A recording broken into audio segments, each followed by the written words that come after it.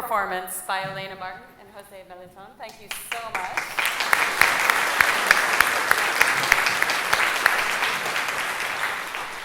Yes, you may have answered my question on your fourth piece, but as someone who's basically acquainted with two people on a piano with heart and soul, I was interested in, when you write a composition for two pianos, do you write two compositions, or do you write one composition and then try the other one to augment the parts of that? No, it clearly is one idea, two pianos. And it has to be that way. It's really a pyramid. The idea is on the top point, and it kind of falls, it better falls equally on both pianos. The only distinction with a 50-50, I guess, concept is that it's not that either, because we used to play many pieces by other composers, by the Spanish composers, and the transcriptions of those pieces for two pianos I made. So I had to be very careful and very respectful not to destroy something as already wholesome. But when doing my work, I have the freedom, but also the intuition of giving, if only subliminally, the technical favors to one or the other. He has a different, he has a different body, obviously, so his technique, his hands are bigger, and some parts of expression may go to him, no matter what, no matter how much time it takes me to turn around. Maybe I'm doing A-B and I need to turn it so that whatever is coming next goes to him, or vice versa. Sometimes I think it's gonna be better expressed by me. So it is perfectly shared between the two pianos, but there is a pleasure in doing them that I didn't quite have with the transcriptions, because I go where my heart says it does. I don't really plan anything. I'm just, tomorrow I wake up with something and I take note of the soul idea of what it is that I want to say, because in this life I believe you need to be very essential and very simple. And what is it I'm trying to communicate with? Something maybe in the jota, something as simple as, when I was talking about the directness of the piece, it's really as the jota really has that the people who sing and dance jotas, the people of that land, came up with the jota because they are the jota. They have the personality. So if I'm trying to do a jota, I'm trying to love them. I'm trying to keep them dearly, close to me. So the idea really starts with love. Anything I think of really starts with my love for something. And then somehow it translates into technical devices so that I can properly express it. But I better not analyze it, because I don't even know how it happens necessarily. So I better not touch that. But yes, of course, it's definitely one, and it falls into two, so that there is a 50-50 fullness, so to speak. Thank you. Do you have another question? Nobody has a question? Oh, that's one there. Well, I just had a thought. When you're composing, does it come out like in bursts and you do 10 at a time, or it's always one at a time, or just?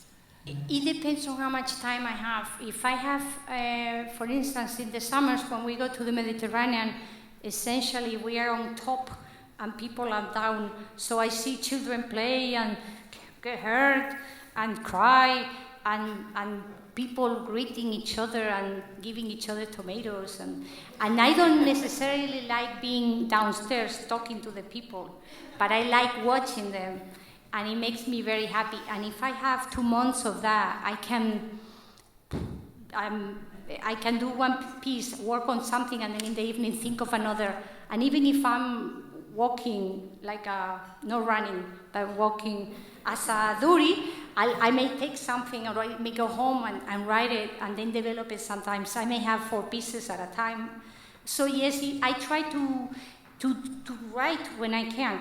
But if we are very busy performing, then I am perfectly aware of the time limitation, and I don't like squeezing out things, because I know I'm not going to be able to write it, and it gives me such sadness and insatisfaction that instead either I kind of turn it off, or I write very small things, very small, like a child's song or something, just to keep it flowing, because that's the one thing I don't ever want to end, if possible. Got another question in the middle here.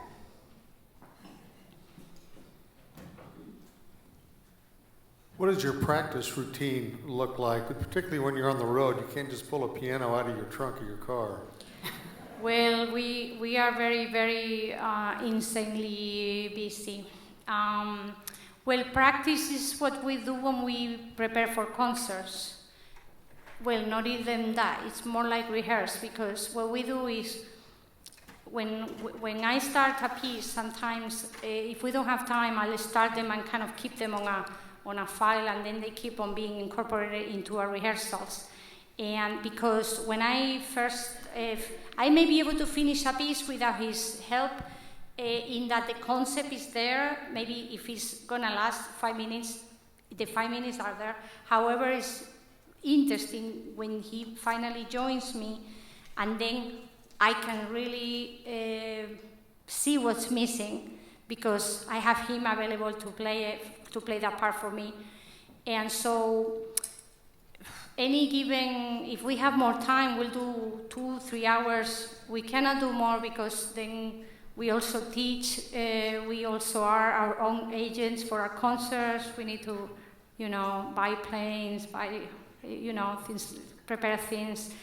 And then on top of it, we are very athletic. We try to, if we sit down all day, we try to work out as much as we can every single day religiously. So a whole day is really 16 hours by the time it ends, but we get to do a little bit of everything, and that's very important.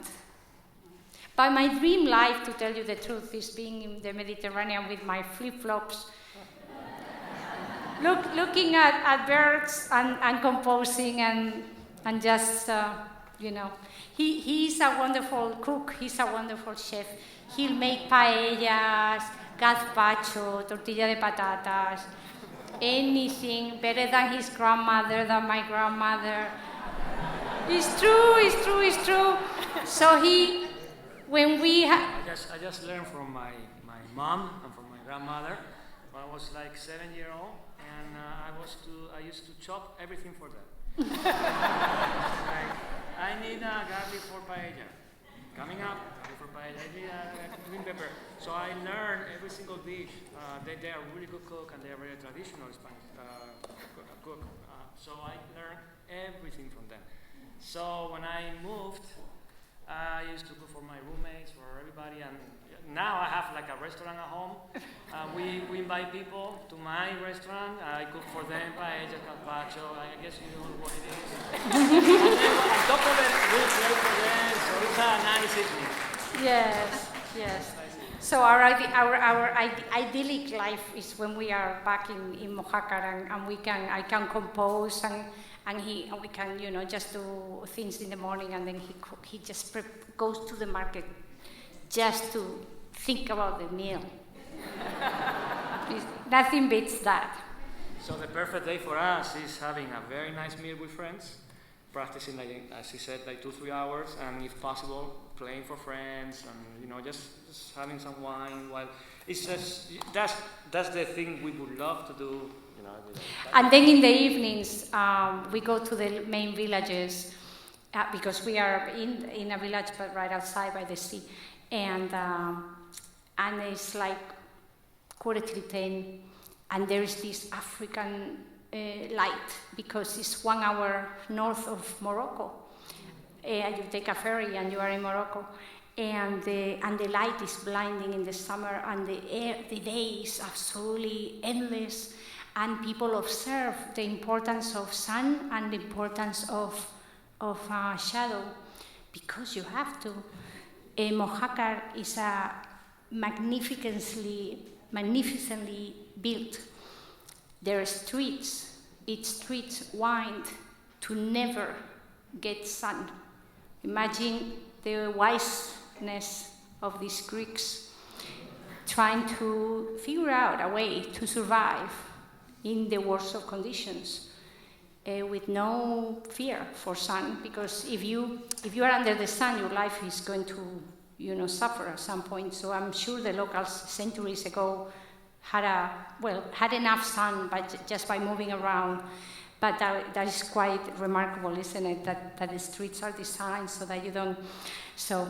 But do you know what this weather is like too? Because you unfortunately live. Yeah, you're in California. You have. In California, so you love so much. So this area is wonderful. So. Yes, but of course the light there is more like Camus. Many literary masters have written about it. It's just extremely blinding, and so things have to be observed respectfully. And actually, the siesta takes a huge part in the population's mentality. It will start religiously at 2, and you don't see anybody really till 7, and then life starts picking up slowly.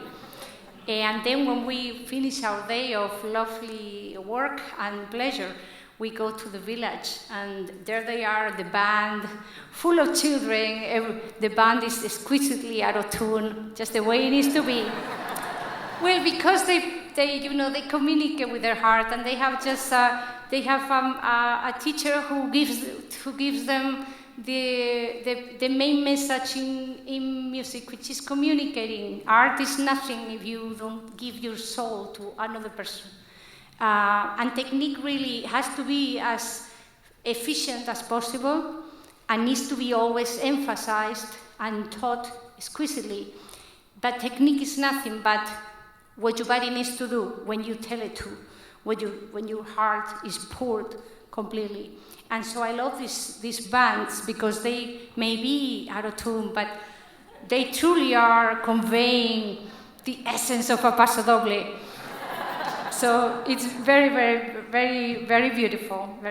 Our summers are very beautiful. I think we're all jealous. We want to move. Yes. Yes. Thank you so much. Thank you. Thank you.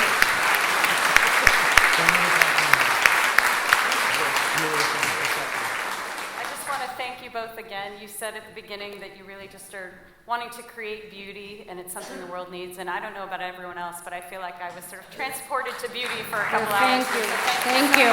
Likewise. Thank you. Thank you so much. Thank you. It was a pleasure.